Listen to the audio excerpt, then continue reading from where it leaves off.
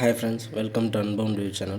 இந்த வீடியோவில் நம்ம ஆன்டி கிராவிட்டி ஐடிஇ யூஸ் பண்ணி எப்படி ஒரு வெப்சைட் டிசைன் பண்ணுறது அப்படின்றத பார்க்க போகிறோம். லாஸ்ட்டாக போஸ்ட் பண்ணியிருந்த ஷார்ட்ஸில் அதோட இன்ட்ரோ அண்ட் எப்படி டவுன்லோட் பண்ணுறது ப்ளஸ் அதோட டாக்குமெண்டேஷன்ஸ் எல்லாத்தை பற்றியும் பார்த்தோம்.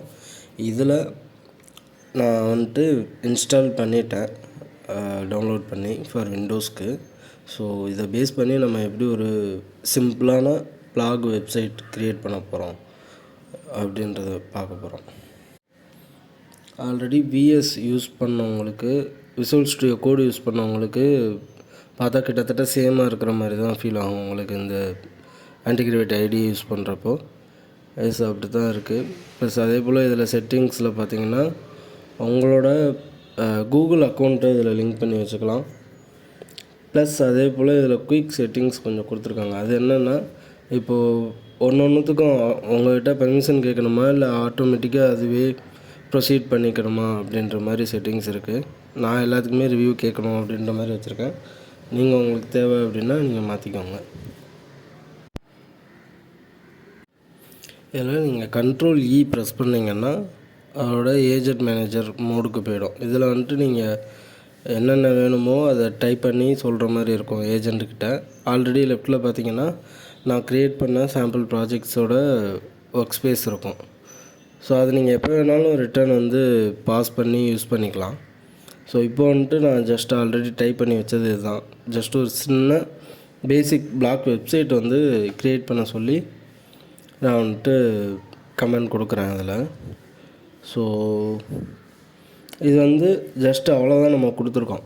ஸோ இதை பேஸ் பண்ணி அதுவே ஒரு சொல்யூஷன் க்ரியேட் பண்ண போகுது. அதில் main page and sub pages எல்லாமே அதுவே க்ரியேட் பண்ண போகுது. பேஸ்ட் ஆன் அந்த கண்டென்ட்டும் அதுவே தான் ஜென்ரேட் பண்ண போகுது. நம்ம எதுவும் கொடுக்கல, ஜஸ்ட்டு சிம்பிளாக க்ரியேட் பண்ண அப்படின்றது மட்டும்தான் சொல்லியிருக்கோம். ஸோ அதனால் என்ன பண்ணுதுன்னா கண்டென்ட் எல்லாமே அதோட ஓன் யூஸ் பண்ண போகுது.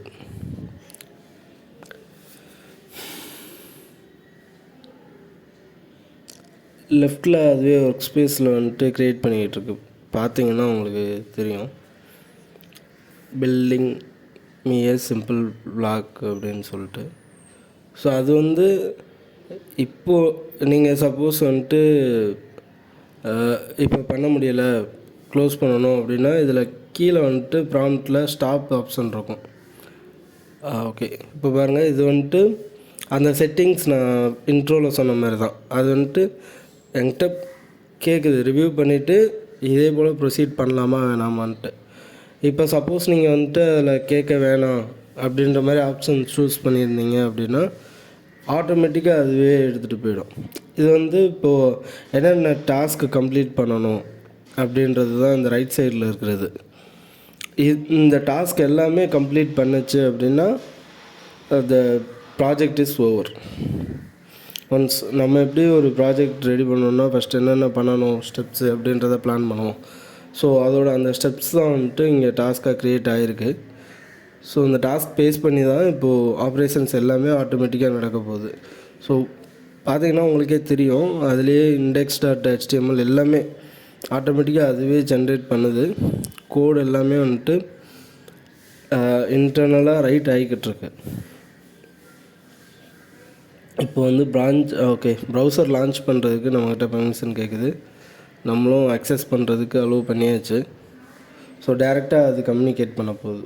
ப்ரௌசரில் லோக்கல் ஹோஸ்ட்டில் லான்ச் பண்ண போகுது.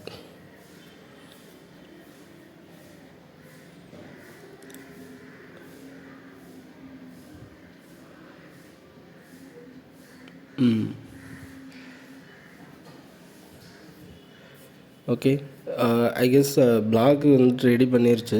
இப்போ ப்ரௌசரில் நமக்கு அதோட அவுட்புட் கிடைக்க போகுது. ஸோ வெயிட் பண்ணலாம். இங்கே ஓகே, அது ரன் பண்ணுறதுக்கும் நம்மக்கிட்ட பெர்மிஷன் கேட்டு வெயிட் பண்ணிக்கிட்டு இருக்கு. ஓகே,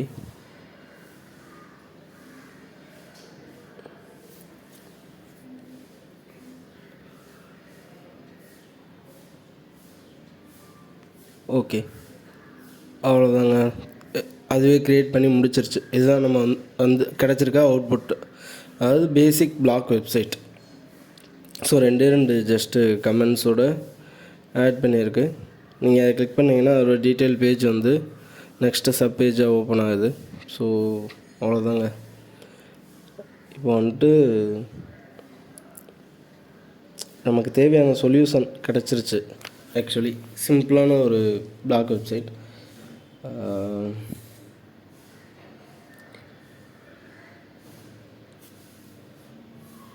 ஓகேங்க. இதே போல் தான் இப்போ இதுக்கு நம்ம டாக்குமெண்டேஷனும் வந்துட்டு ரெடி பண்ண சொல்லலாம். அதாவது இப்போ என்னென்னலாம் பண்ணுச்சோ அதுக்கு நமக்கு டாக்குமெண்டேஷனும் வேணும். ஸோ அதை வந்து ரெடி பண்ண வைக்கலாம். ஜஸ்ட்டு நம்ம டாக்குமெண்ட் க்ரியேட் பண்ணி கொடு அப்படின்றத மட்டும்தான் சொல்ல போகிறோம். ஸோ பேஸ்ட் ஆன் தட் அதுவே க்ரியேட் பண்ணி தரப்போகுது. இப்போது கமெண்ட் வந்துட்டு டாக்குமெண்ட் க்ரியேட் பண்ணி கொடுக்குறதுக்காக நம்ம கமெண்ட் கொடுத்துருக்கோம்.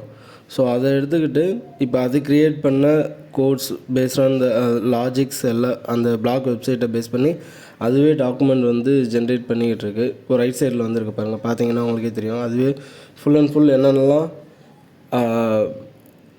அது லாஜிக்ஸ் இருக்கோ அதை பேஸ் பண்ணி ஒரு டாக்குமெண்ட் க்ரியேட் பண்ணிடுச்சு. சாம்பிள் அவுட்புட்ஸு எப்படி ரன் பண்ணுறது எல்லா டீட்டெயில்ஸும் வந்துட்டு இப்போ அதுவே ஜென்ரேட் பண்ணியும் கொடுத்துருச்சு.